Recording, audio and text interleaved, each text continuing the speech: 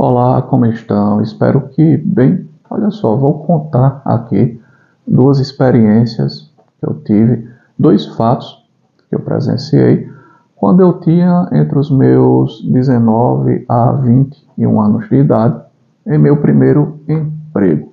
Eu já mencionei aqui anteriormente que durante este período dos 18 até, não foi 19, foi 18, até perto dos 21 anos de idade, eu trabalhei como oficial de justiça em um tribunal de justiça.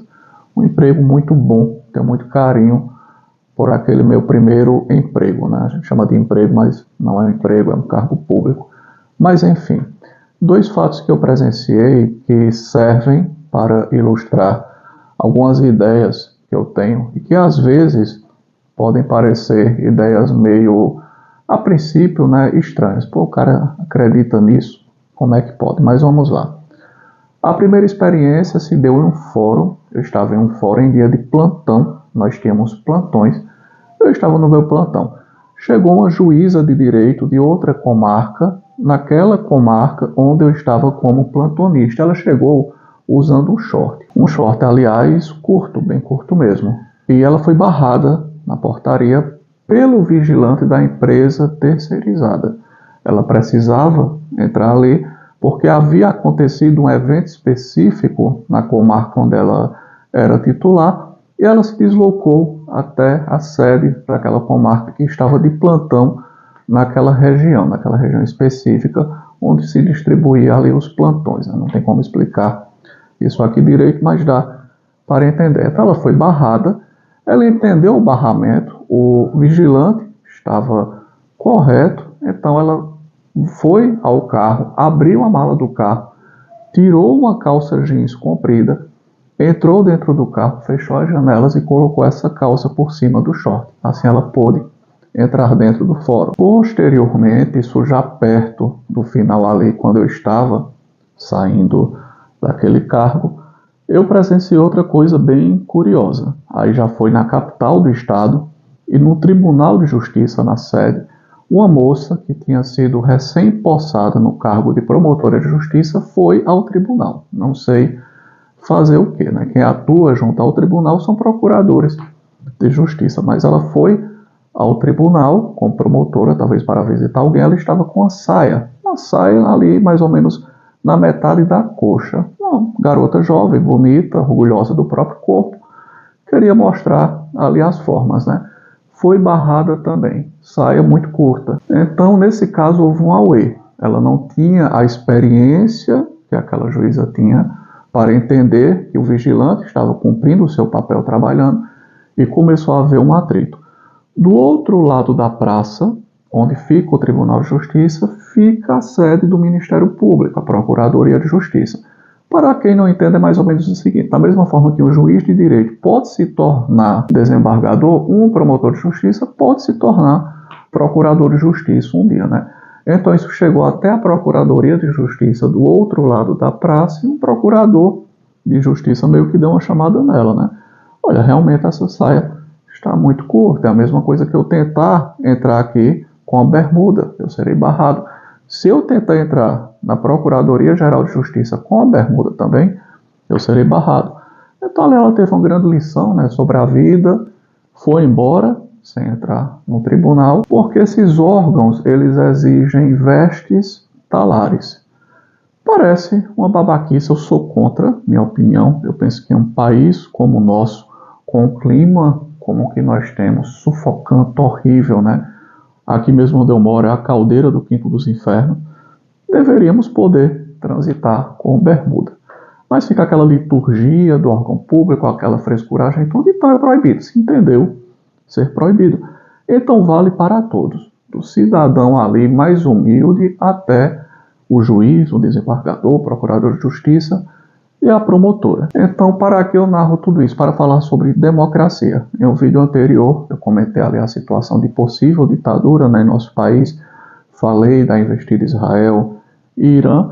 E, de certa forma, até elogiei.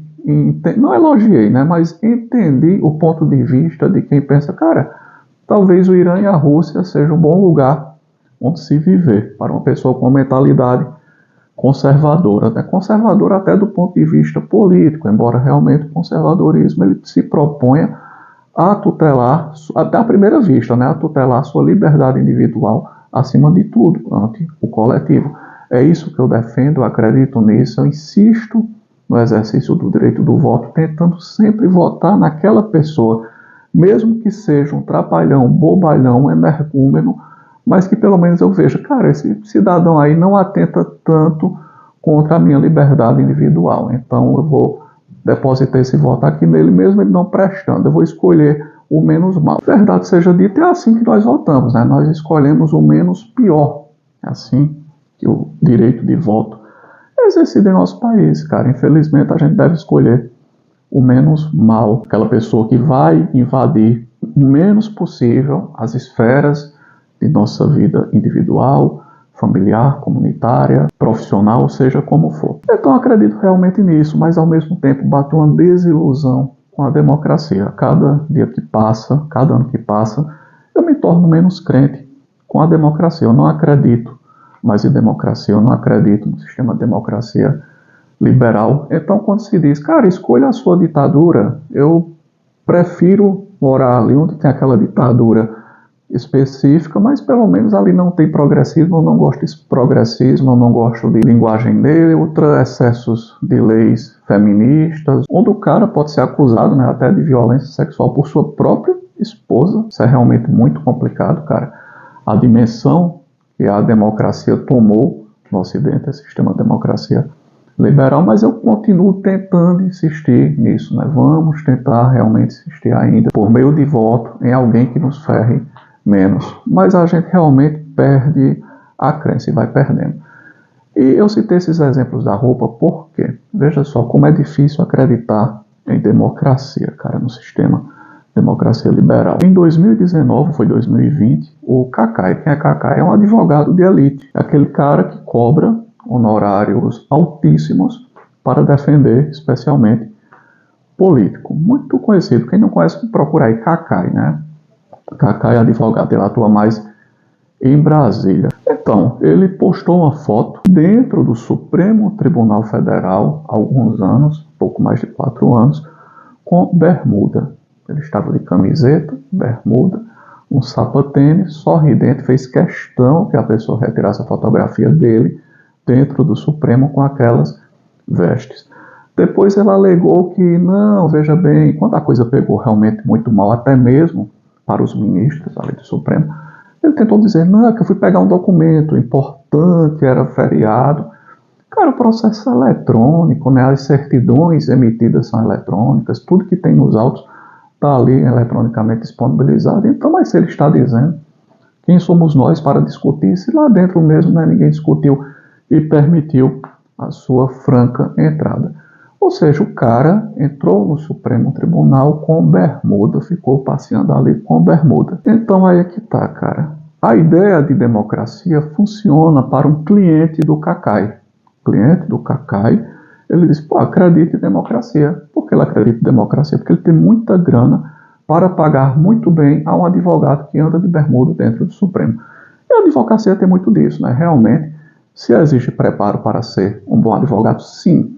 Mas um bom advogado, ele será um ótimo advogado se ele tiver trânsito, se ele conseguir fluir bem entre membros do Poder Judiciário. É assim que realmente se faz uma boa advocacia, o relacionamento interpessoal entre advogado e magistrados, independente da sua grande capacidade intelectual e do seu grande conhecimento jurídico. Então, cara, é difícil acreditar em democracia, entendeu? É muito difícil acreditar nesse sistema democrático, com essa elite burocrática que, né, se diz, não, mas foi escolhida por nós, onde se distribui título de eleitor. Cara, pensa bem uma coisa, você que rala, que trabalha, que produz, o seu voto, você tem um título de eleitor que tem o mesmo peso, aquele título que deram para o Zé Droguinha, que fica de motocicleta na rua a noite toda, fazendo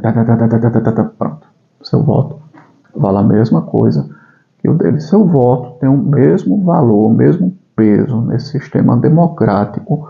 De novo, né, a Daniela Lima, democrático. pronto, do que a mocinha, né, a cremosa arlequina lá do crime, a marmita de bandido. Seu voto tem o mesmo peso que o dela, que quer ficar aí emprenhando de Zé Droguinha, colocando o filho bastardo no mundo para ficar pedindo coisas grátis nos serviços sociais e públicos, cara. Então você acha realmente que isso dá certo? Quem é que vai ganhar nesse regime democrático? O cara que prometer e fornecer as coisas grátis, que na verdade não são grátis, meu amigo. Quem é que vai ganhar uma eleição entre os detentos? Né? Porque detento vota durante o tempo. Se você é realmente condenado, você é um preso, condenação transitada e julgada, você tem ali seu direito político suspenso. Mas você está detido aguardando ali o trânsito em julgado, você vota. Coloca a urna eletrônica ali para os presos votarem, os detentos. Quem é que vai ganhar? Alguém que realmente tenta trabalhar contra a criminalidade, que tenta facilitar acesso a armas para o cidadão usar em seu comércio, em sua residência, ou o cara que diz, não, você não pode ter arma em sua residência, você não pode ter arma em seu estabelecimento comercial, e mais, estão tentando acabar com as saidinhas de Dia dos Pais, feriados, mas eu não vou permitir. Quando chegar para mim, eu vou vetar. Quem é que vai ganhar entre esta comunidade carcerária? O pleito. Democracia falha, por isso que às vezes, muitas vezes, quando se diz, né, escolha a sua ditadura, é que eu penso que chegou ao ponto onde estamos apenas tentando lutar para escolher a ditadura mais branda sobre as nossas vidas, aquela ditadura que nos agrade mais. Pô, eu acho essa ditadura aqui interessante, ela tem algumas coisas com as quais eu concordo, não vão me obrigar a falar dilo todes, não vão entupir a cabeça dos nossos filhos com porcaria nas escolas, então tá valendo, não vai ter droga livre rolando por aí, não vou abrir a porta de minha casa e vou encontrar pino de pó jogado na calçada. Então, cara, essa ditadura para mim é tão boa. O que eu quero dizer é o seguinte, é compreensível quando alguém diz eu estou votando por uma ditadura menos má, porque parece que chegamos a esse ponto, porque realmente, cara, a ideia de democracia, como nós temos essa ideia aqui no Ocidente, ela não funciona. Ela não funciona, eu não encontro solução também, a gente tenta remoer em nossa cabeça solução para a saída dessa sinuca e não tem, cara. Sou cada vez mais desiludido, mas continuo insistindo e tentando, por meio do exercício, né, do voto, votar ainda no menos mal. E eu chego até aqui por quê? Porque no vídeo anterior houve, inclusive, um comentário, né, de uma moça que disse, não, mas conservador não apoia a ditadura. Realmente, conservador não apoia a ditadura. O pensamento conservador, ele é pró-indivíduo, ele é anti-coletivista. Mas chegamos a um ponto no Ocidente onde estamos escolhendo, pô, cara, não existe pró-indivíduo, não temos saída, o caminho é sempre o totalitarismo. Qual é o menos mal aí para mim, né?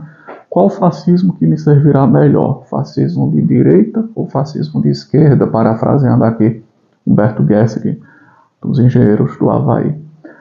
Esse é um tema complicado, mas que dá o que pensar, né? Acreditar demais na democracia liberal, cara, também não é uma boa não, viu? Muitas vezes quem pensa, mesmo com um pensamento talvez conservador, liberal conservador, de que está numa sinuca, e estou tentando escolher aqui a ditadura menos cruel, é uma pessoa com o pé no chão, viu? Tentando ser prático, pragmático no mundo em que ele vive. Enfim, vou ficando por aqui, acho que já me estendi demais e deu para compreender, né? Grande abraço a todos e até a próxima.